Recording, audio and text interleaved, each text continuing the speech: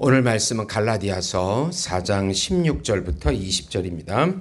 그런즉 내가 너희에게 참된 말을 함으로 원수가 되었느냐? 그들이 너희에게 대하여 열심을 내는 것은 좋은 뜻이 아니요 오직 너희를 이간시켜 너희로 그들에게 대하여 열심을 내게 하려 함이라. 좋은 일에 대하여 열심으로 사모함을 받음은 내가 너희를 대하였을 때뿐 아니라 언제든지 좋으리라. 나의 자녀들아, 너희 속에 그리스도의 형상을 이루기까지 다시 너희를 위하여 해산하는 수고를 하노니 내가 이제라도 너희와 함께 있어 내 언성을 높이려 함은 너희에 대하여 의혹이 있음이라. 아멘. 비진리와 진리라는 제목으로 은혜를 나누고자 합니다. 사랑하는 성도 여러분, 갈라디아 교회의 문제는 칭의의 문제입니다. 사람이 의롭게 되는 것이 예수님의 믿음으로만으로만 되느냐, 아니면 또 율법의 것들을 지켜서 되느냐, 또 아니면 예수도 믿고 율법도 의식법들도 다 지켜야 되느냐, 인간의 행위도 들어가느냐, 이런 문제가 되겠습니다.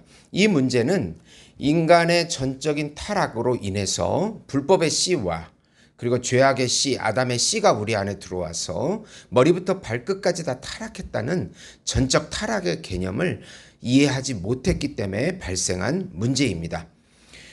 인간은 타락했기 때문에 율법을 다 지킬 수가 없습니다. 그리고 하나님을 기쁘시게 하는 삶을 살지 못합니다. 살 수 있는 힘과 지혜가 없습니다. 이것이 인간의 실체입니다. 그러나 펠라기우스 이단은 인간이 하나님의 율법을 지킬 수 있기에 하나님이 율법을 주셨고, 그러니까 율법을 잘 지키면 그 자질이 우수하다, 그렇게 주장을 합니다. 그 자질에 따라서 잘 지킬 수도 있고 자질이 나쁘면 못 지킨다, 못 지킬 수도 있다, 그렇게 주장합니다. 그러나 인간이 의롭게 되는 것은 예수님의 의, 예수님의 공로, 예수님의 값을 전가 받을 때 외에는 불가능한 것입니다. 의의 옷을 입어야 하고 예수님을 먹을 때, 의의 옷을 입을 때 의인으로 여겨주시고 하나님의 아들이 됩니다. 예수를 믿는다는 것을 예수님의 의의 옷을 입는다, 예수님을 먹는다, 그렇게 말할 수 있는 것입니다. 그런데 거짓 교사들이 율법도 지켜야 한다, 율법도 지키고 구원의 조건에 우리가 얼마나 열심히 잘 지키느냐에 또 어느 정도 달려있다, 이렇게 주장하면서 갈라디아 교회에 문제가 생긴 것입니다. 비진리는 사람을 따르게 하고 진리는 예수를 따르게 하고 누리게 합니다. 우선 비진리는 사람을 따르게 하고 진리는 예수를 따르게 하기에 잘 분별하라. 바울은 갈라디아 교인에게 단호하게 이제 말합니다. 자신이 진리를 말하는데 너희가 왜 원수처럼 나에게 대하며 반문하냐고 16절에 말씀합니다. 거짓 유대 교사들이 들어와서 율법주의를 강조하면서 율법도 지켜야 구원에 이를 수 있다고 하니까 율법주의로 갈라디아 교인들이 많이 넘어가게 된 것입니다. 그렇게 되면 이제 바울도 싫고 율법주의 교사들을 더욱 따라갑니다. 사람이 진리를 버리고 비진리로 넘어가면 예수님이 싫어집니다. 예수님의 의와 공로가 싫어지고 자신의 의와 공로를 주장합니다. 이단의 특징은 이단 교주를 심하게 따라간다는 것입니다. 메시아로 여깁니다. 구원받을 수 있는 자질과 계급을 구분해서 더 열심을 내라고 그렇게 주장합니다. 그러나 기독교는 예수님을 믿을 때 의로 여겨주시고 자질과 계급이 없습니다. 자질과 계급이 전적 타락해가지고 인간은 모두가 타락했기 때문에 하나님의 앞에 죄인이기 때문에 오로지 예수님의 의와 공로와 값이면 충분합니다. 어느 누가 자질이 우수해서 그렇게 되는 것이 아닙니다. 바울은 단호하게 그들이 너희들을 미혹하여 자기들에게 열심을 내게 하려 함이라고 17절에 말씀합니다. 그렇게 꼬여가지고 자신을 따르게 하려고 그렇게 한다는 것입니다. 이단에 빠진 사람들을 보면 이단에 미쳐서 이단 교주에게 열심을 냅니다. 그가 구원자요 메시아라고 여깁니다. 바울은 자신과 함께 좋은 일에 대하여 열심을 내던 그때를 다시 기억하라고 합니다. 그리고 언제든지 한결같이 복음에 열심을 내는 것이 좋다고 충고합니다. 바울은 이단에 빠진 갈라디아 교인들에 대하여 사랑으로 권고하고 있습니다. 지금도 얼마나 많은 사람들이 이단에 빠져서 허덕이고 있는지 모릅니다. 그들은 잘못된 교리를 배운 것입니다. 거기서 또 잘못된 생활이 나옵니다. 그래도 그들을 포기하지 말고 기도하면서 예수님의 사랑으로 권면해 주어야 하는 것입니다. 두 번째로 다시 신앙생활의 기초부터 한 걸음씩 예수님과 동행하라.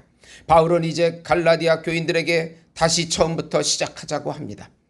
예수님의 말씀과 성령으로 동행하는 법을 걸음마부터 배우자고 합니다. 내 공로와 의가 아니고 예수님의 공로와 의를 믿음으로 연합하여 같이 살아가는 것입니다. 예수님의 의와 공로는 자신의 죄악으로 절망에 빠진 사람에게도 필요하고, 예수님의 의와 공로는 자기 의와 교만에 충만한 사람에게도 필요한 것입니다. 맹목적 자기에게 빠진 타락한 인간은 자기의 의와 공로로 율법을 지켜서 구원 얻을 수 있다는 교만에 빠집니다. 이 교만과 오만을 버리도록 다시 해산하는 수고를 하겠다고 하는 것입니다. 목표는 예수님의 형상을 닮아가는 것입니다. 19절입니다. 나의 자녀들아, 너희 속에 그리스도의 형상을 이루기까지 다시 너희를 위하여 해산하는 수고를 하노니.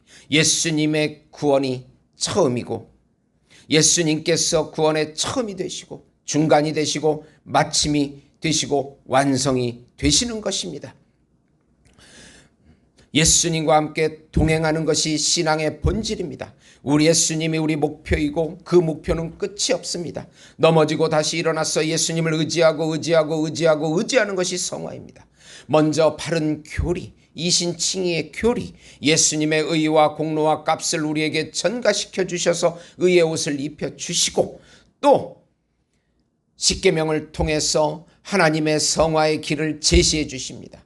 예수님의 형상을 점점 닮아가는 것입니다. 세 번째로 이단에 빠진 사람들에게 자신의 태도를 분명하게 표명하도록 하라. 바울은 갈라디아 교인들에게 자신의 태도를 분명히 말하라고 충고합니다. 바울이 가지는 의혹에 대하여 분명하게 하라는 것입니다. 우리는 단호해야 합니다. 진리에 대해서 단호하게 말하고 진리의 삶을 살도록 단호하게 인도해야 합니다. 자신이 어떤 교리에서 잘못됐는지를 분명하게 알도록 해야 하고, 교리는 참으로 중요합니다.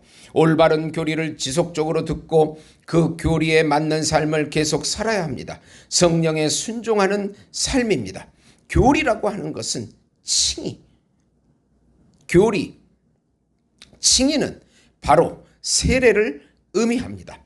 또 성화는 성찬을 의미합니다. 생활의 교리입니다. 칭의는 우리를 의롭다 하는 것이고, 성화는 그 의로운 삶을 계속 살도록 해주시는 것입니다. 이것이 바로 세례식과 성찬식을 통해서 이루어진 것입니다.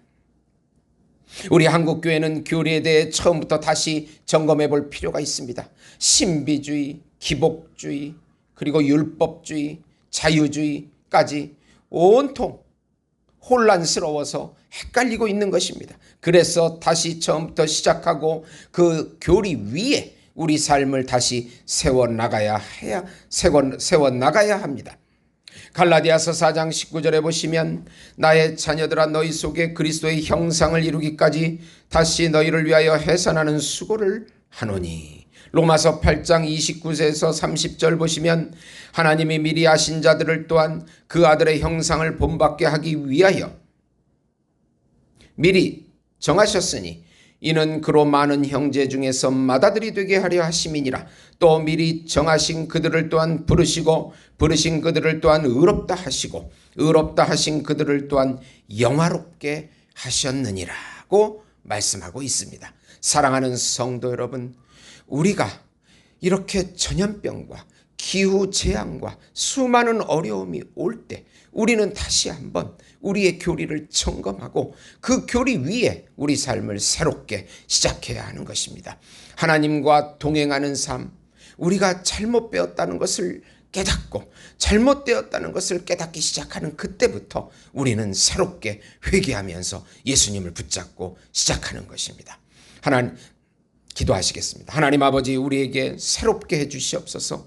우리에게 잘못된 교리를 고쳐주시고 새롭게 배우게 하시고 새로운 삶을 다시 기초부터 살게 해주시옵소서. 담 넘어가지 않게 해주시옵소서. 예수님의 이름으로 기도드리옵나이다. 아멘.